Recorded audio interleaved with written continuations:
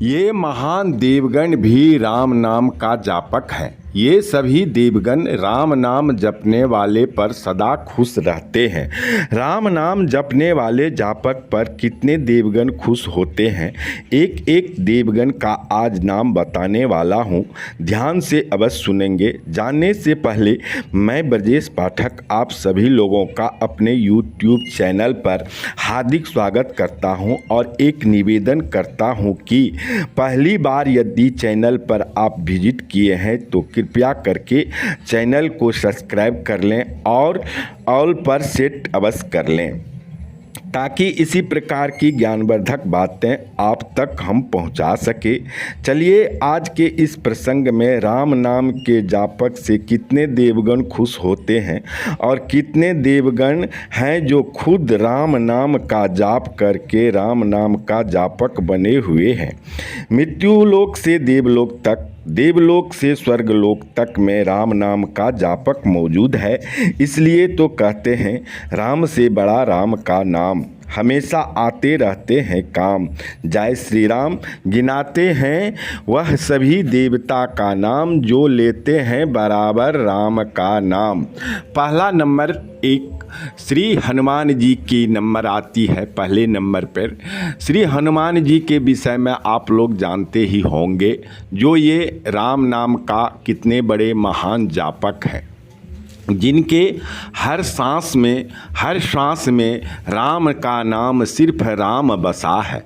शब्द कम पड़ जाएंगे, ये इतने बड़े राम नाम का जापक हैं। सात समद की मसी करो, लेखन सब बन राय, हम धरती सब कागज करो, हरि गुण लिखा न जाए। यदि यहाँ वर्णन करने लगूँ हनुमान जी की राम नाम जापक में, तो धरती बराबर जो कागज़ है उसको, धरती को यदि कागज़ बना लूँ और सात समुद्र की पानी को यदि स्याही बना लूँ तो वह भी कम पड़ जाएगा हनुमान जी की वर्णन करने के लिए। चलिए दूसरे नंबर पर विभीषण भी राम नाम का जापक हैं, जो अभी भी निरंतर राम नाम का जाप कर रहा है और चिरंजीवी है। तीसरा नंबर भरत जी का राम नाम बहुत बड़ा जापक में आता है। भरत जी राम नाम के बहुत बड़े जापक हैं, जबकि श्री राम भगवान का अनुज होते हुए भी सदा राम नाम का जाप किया करता था। चौथा नंबर है राम के पिता राजा दशरथ भी राम नाम का बहुत बड़ा जापक था, जो राम राम करते करते अपना प्राण त्याग दिया था। पांचवा माता कौशल्या भी राम नाम का जापक थी, जो श्री राम का सदा सर्वदा जाप करती रहती थी, जबकि श्री राम भगवान माता कौशल्या के पुत्र थे। पर माता कौशल्या भी जानती थी कि ये मेरा पुत्र के रूप में श्री हरि है, इसलिए राम राम की सबसे बड़ी जापक थी। क्योंकि पुत्र समान बेटा राम थे तो उनका तो कहना ही क्या। जब श्री हरि माता कौशल्या के गोद में प्रकट हुए थे तो चतुर्भुज रूप में ही प्रकट हो गए, जिसे देख माता कौशल्या घबरा गई थी। वहीं पर माता कौशल्या श्री राम भगवान से विनती की है, जरा ध्यान से सुनिएगा। इस विनती को मैं अपने अटपटे स्वर में गा रहा हूँ।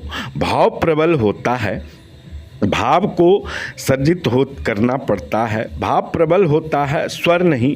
तो वह विनती है, भय कृपट कृपाला दीन दयाला कौशल्या हितकारी, हर्षित महतारी मुनि मनहारी, अद्भुत रूप विचारी, लोचन अभिरामा तनु घन श्यामा, निज आयुध भुज चारी, भूषण बनमाला नयन विशाला, शोभा सिंधु खरारी, कह दुय कर जोरी स्तुति तोरी, कही विधि करो अनंता, माया गुण ज्ञानातीत यमाना, वेद पुराण भनंता, करुणा सुख सागर सब गुण सागर, जहि गावहि श्रुति संता।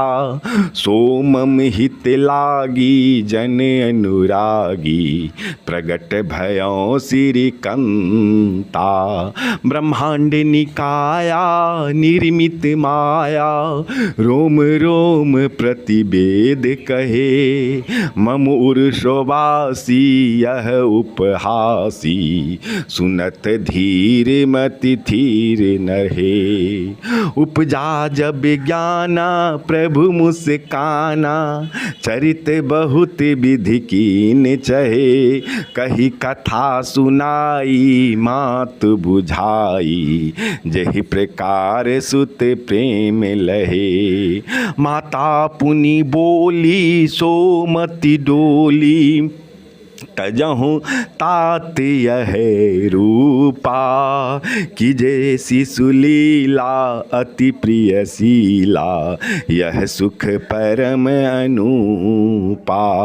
सुनि बचन सुजाना रोदन ठाना, होय बालक शुर भूप।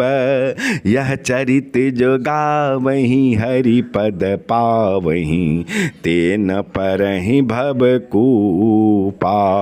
विप्रधेनु सुर संत हिता, लिन्न मनुज अवतार। निज इच्छा निर्मित तनु, माया गुण गोपार। इस विनती का अर्थ आप जानते ही होंगे कि फिर भी कुछ अंत का अंश संकेत के रूप में मैं बता दे रहा हूँ कि माता पुनि बोली सो मत डोली, तजहु तात यह रूपा।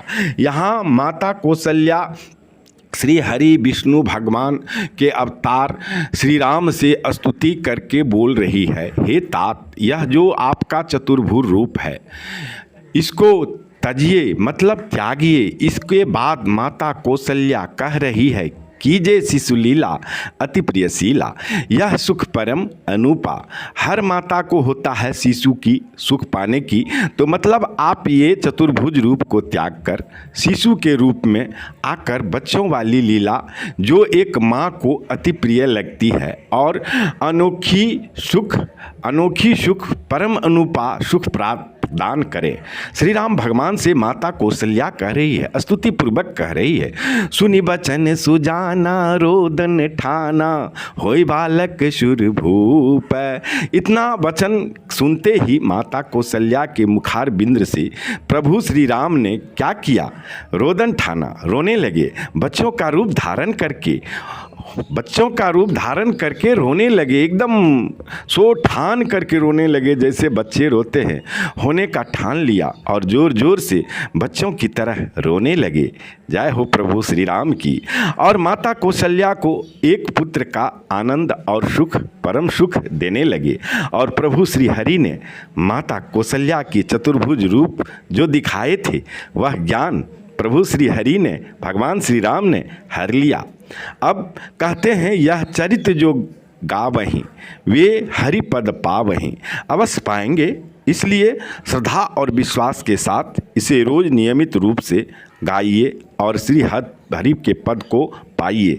तो भाइयों, यहाँ माता कौशल्या माँ के रूप में भी राम नाम की बड़ी जापक थी, होगी क्यों नहीं। वैसे भी देखते हैं कलयुग में जो पुत्र हैं, पुत्र का नाम माता के मुख पर से नहीं मिटता है। और तो राम भगवान अवतारी पुरुष थे तो उनका नाम माता कौशल्या की होठों पर से कैसे छूटते थे। तो उनके बराबर जापक तुलना ही नहीं की जा सकती किसी जापक से। माता कौशल्या इतनी राम नाम की जापक थी। छठी जापक जो आप लोग स्वयं जानते होंगे, जो स्वयं महादेव शिव शंभु भी राम नाम का जाप किया करते थे। ये सभी को पता ही होगा, जो महादेव अभी भी श्री राम नाम का जाप किया करते हैं। इसलिए लोग बोल चाल में बोल दिया करते हैं कि जो राम का नहीं वो किसी काम का नहीं। तभी तो कहते हैं महादेव, जो राम नाम नहीं जपते, जो राम को जपते हैं उन्हीं पे हम खुश होते हैं। महादेव भी उन्हीं पे खुश होते हैं। और राम भगवान कहते हैं, जो महादेव का भक्त नहीं वो मेरा भक्त नहीं। अन्योन्य आश्रय संबंध है इन दोनों नामों का। बड़ी गूढ़ ही विषय है, बड़ी गूढ़ ही तरंग है, बड़ी गूढ़ ही रहस्य है। तो इसमें जिसमें हम अभी जाना नहीं चाहते हैं। तभी तो कहते हैं राम से बड़ा राम का नाम, इसलिए श्री हनुमान जपते हैं सदा यह नाम। भाइयों, आप विश्वास मानो, राम राम जापक पर कोई तंत्र विद्या, कोई नकारात्मक शक्ति, कोई बाधाएं उसका कुछ भी नहीं बिगाड़ सकती, रत्ती भर भी कुछ नहीं बिगाड़ सकती। बस कुछ ही दिनों में आपको राम नाम शक्ति का आपके अंदर से वह आनंद आने लगेगा। यदि आप हृदय से जप रहे हैं तो अंदर से इतनी आनंद आने लगेगी राम नाम की, आप खुद ब खुद अनुभव करने लगेंगे। आपके अंदर एक राम नाम की बगिया चहचहा उठेगी। आप बिना राम नाम लिए रह नहीं पाओगे। हर बात बात पर राम नाम आने लगेगा। मुखाबृंद पर कोई भी बात हो, आपके मुख पर राम राम आने ही लगेगा। निश्चित रूप से नहीं चाहते हुए भी आपके मुखाबृंद से राम राम निकलना शुरू हो जाएगा। अच्छा में भी राम नाम आएगा, बुरा में भी राम नाम आएगा। अच्छा काम होगा तो आप कहिएगा राम भगवान किए हैं, बुरा भी होगा तो कहिएगा जय श्री राम किए हैं। तो ये होती है राम नाम जापक की, ये राम नाम लेने वाले की मुखाबृंद से ये राम नाम की जाप की शक्ति। तो समझ लेना कि श्री हनुमान जी की नज़र आप पर सदा रहती है। यदि आपके मुखाबृंद पर बुरे कर्म में भी राम नाम, अच्छे कर्म भी राम नाम आने लगे तो समझ लीजिएगा कि श्री हनुमान जी की नज़र आप पर सदा बनी रहती है। बस उस समय अहंकार से दूर रहना है, बुरे कर्मों से बचना है, ताकि श्री हनुमान जी हमसे दूर न जाए और हम उनसे दूर न हो पाएँ। दोस्तों, मेरे भाइयों, अभी तक यदि आप जय श्री राम लिखकर चैनल को सब्सक्राइब नहीं किए हैं तो अवश्य कर लीजिए और अंगूठा का निशान दबाकर ऑल पर अवश्य सेट कर लीजिए, जिससे हम राम नाम आप तक पहुंचा सकूं। आशा करता हूं कि राम राम लिखने वाले, सुनने वाले पर श्री राम की कृपा सदा बनी रहे। प्रभु श्री राम की कृपा से आपके बिगड़े काम बने।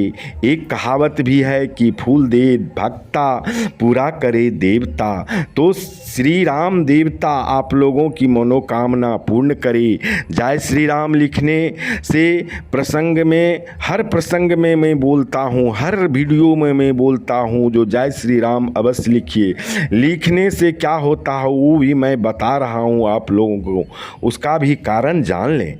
लिखने से हाथ पवित्र, लिख कर देखने से आँख पवित्र, बोलने से मुँह पवित्र, सुनने से कान पवित्र, ये सब पवित्र तो श्री हनुमान जी आपके समीप। तो बोलिए जय श्री राम। प्रभु करे आप सबका कल्याण।